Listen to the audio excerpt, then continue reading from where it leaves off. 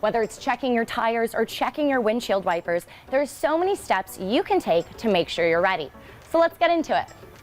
Marquise Coleman was just 19 years old when he was shot and killed in St. Paul's, North Carolina, and still no one has been charged. She's recovering from a recent stroke at Tidelands Health Rehabilitation Hospital. I'm with Mr. and Mrs. Claus, and what do you want to say? Yes. Merry Christmas! Now, this won't be ready for a couple more weeks, but you can come in-house and try it.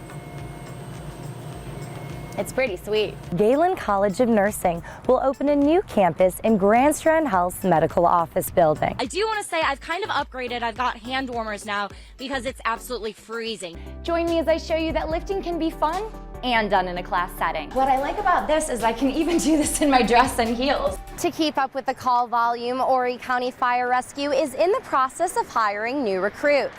You have to walk in a straight line with your arms by your side. This is one of 3 field sobriety tests and revealed the suspected inappropriate behavior that put her behind bars. And she's going to kind of explain what Angel Tree is. Hi, Jen. Hi, how are you? I'm good. So what is going on today? Not only have tests been increasing, positivity rates have also been on the rise. Whether it's getting that midnight kiss or popping some champagne, they want you to come celebrate and ring in the new year with them. All these cases around here in Robertson County, everybody that's been shot, killed, murdered, missing, everybody should be punished. That was Tanisha Coleman, Marquise Coleman's mother. Marquise was murdered 6 months ago, really almost to the day. Family members and Robeson County deputies say they aren't giving up until this case is solved and someone is held accountable. WMBF's Laura Harris spoke with family members to find out why they're so adamant the community must remember his name. What have you learned, Laura? That's right, Eric. Marquise Coleman was just 19 years old when he was shot and killed in St. Paul's, North Carolina, and still no one has been charged. Me and my mom on our way to the hospital, and when we got there, I saw them pulling my baby out the car. Tanisha Coleman received a call around 3 in the morning last July. Her son had been shot. Marquise was pronounced dead when he arrived at the hospital. I just went numb, like, in my mind, I'm like, he's going to make it, but I knew he won't. Marquise Coleman was a student athlete and a star in the making. He committed to playing football at Fayetteville State University. In fact, he was only a few days away from starting his sophomore year of college and finally walking on that field. Fayetteville State University. Now, almost 6 months later, the Robeson County Sheriff's Department is still looking for answers. Find out who killed my baby. Because I'm always, my thing is, if you kill one time, you'll kill twice. Officials say Coleman was not the intended target the night he was murdered. It was a drive-by shooting meant for someone else. Mr. Coleman's case is very solvable.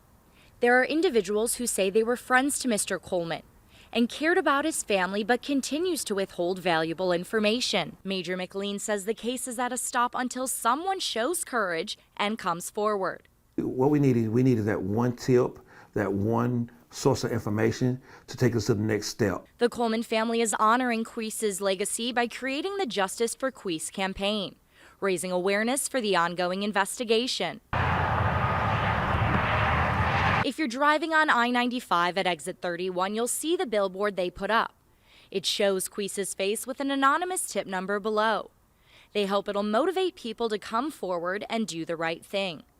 Family member Stephanie Blackadar is helping lead this campaign. Instead of having to just sit there with it, it gives you something to focus on, somewhere to put that energy and to put that grief and to make sure that, this isn't something that's just forgotten. A memorial in Marquise's honor was held last August. The family is working on a larger memorial closer to what would have been his 20th birthday. Just the thought of the community, the people that love him, his coaches, his friends, they're actually keeping me going. Gone, but not forgotten. 2, 3, long live Queese! Marquise's mother tells me she's not going to give up on this case until it's solved. And Major McLean says he's not either. And Laura, the family tells you that they're working on a way to make sure that Marquise's legacy lives on. So how can our viewers help with that? That's right, Eric. They're working on a campaign right now, Justice for Queese, and this campaign is raising money for 3 things. They want to raise money to continue funding the billboard. They also want to up the reward. Right now it's at $8,000, and they're hoping with more money, people will come forward and start giving them answers. The third reason they're raising money is to start a scholarship foundation in honor of Queese. They want to make sure young student athletes can get the money they need to move on in life with any academics and sports they want to. All right, let's hope they get the closure they so desperately need. Laura, thank you. It seems I've traded in my job as a reporter to become a mechanic for the day. I'm at CNG Auto and Truck Shop to learn ways you can prepare your car for this winter storm. Whether it's checking your tires or checking your windshield wipers, there's so many steps you can take to make sure you're ready. So let's get into it. CNG Auto and Truck Service Writer Scott Nelson says there are ways to prepare your car ahead of time if you plan to drive in the storm. Nelson says tires must have the right amount of air pressure. Now, it's important not to have your pressure too low because that affects the point of the contact with the road. And what does that lead to? Not having full contact with the road can lead to slipping. It can wear your tires out faster, and especially on snow and ice, you want to have that tire at the right pressure. He says make sure your gas tank is full and coolant is at the right level. If you don't have enough coolant, your car will overheat. And the last thing you want to do is have your car overheat and be broke down on the side of the road in an ice or snowstorm. Nelson also says before you drive, it's important to defrost your windows and scrape off ice. He says you also need to see if your wipers work. You need to make sure you have a sturdy wiper because that's going to help get the rain, the snow, the sleet, and everything out of your view for driving. Owner of CNG Auto and Truck, Gary Freeman, says if you have to drive, be prepared for icy driving conditions. Freeman says if you go into slide while driving, the first thing to do is to take your foot off the gas and don't hit the brakes. Let the car come to a stop on its own. If your car is in a skid, you want to steer into the skid. If you brake, you will only accelerate the skid. He says ice makes a car's response time slower during severe weather conditions. So drive slower and increase your following distance. I just wonder why people want to put themselves in that position if they have a choice. Now, I realize some people don't have a choice. If they're at work and have to get home, I understand. But if you don't have to leave home, stay home till the storm passes. At the end of the day, I don't think anyone wants their car to end up like this in the shop. So use these precautionary measures to prep your car and prepare yourself for this storm. We'll send out updates throughout the weekend to keep you alerted. In Myrtle Beach, Laura Harris, WMBF News. For 18 years, volunteers at Tabernacle Church run a daily food bank to provide for members in the community that are in need. Today, Tabernacle Church partnered with Tidelands Health because they want to gain confidence and trust with the community and provide more information regarding COVID and flu vaccines. It's a great feeling. We love to come out in the community, speak with those in the community, learn more about what they need and be able to provide that service and meet them where they are.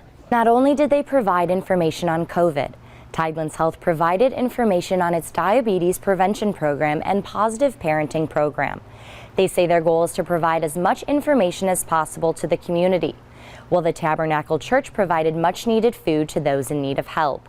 These people are so very nice. They help everybody out. There's a lot of people that needs help this time of year, and I need help because my husband's not working right now, so I need the help to get food. With all this is happening with COVID-19, some of us lost jobs, some of us, and to come here and see all the stuff they can do for us, it means the world. Tabernacle Church Food Bank Director Christina Cortez says she saw an increase of people coming to the food bank during the pandemic, which is one of the reasons Tidelands Health was brought in.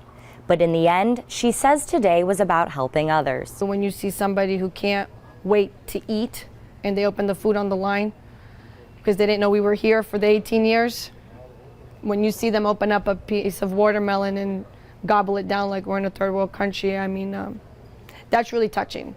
In 2 weeks, Tidelands Health will be back at Tabernacle Church to administer vaccines to anyone in the community that wants it. In Surfside Beach, Laura Harris, WMBF News.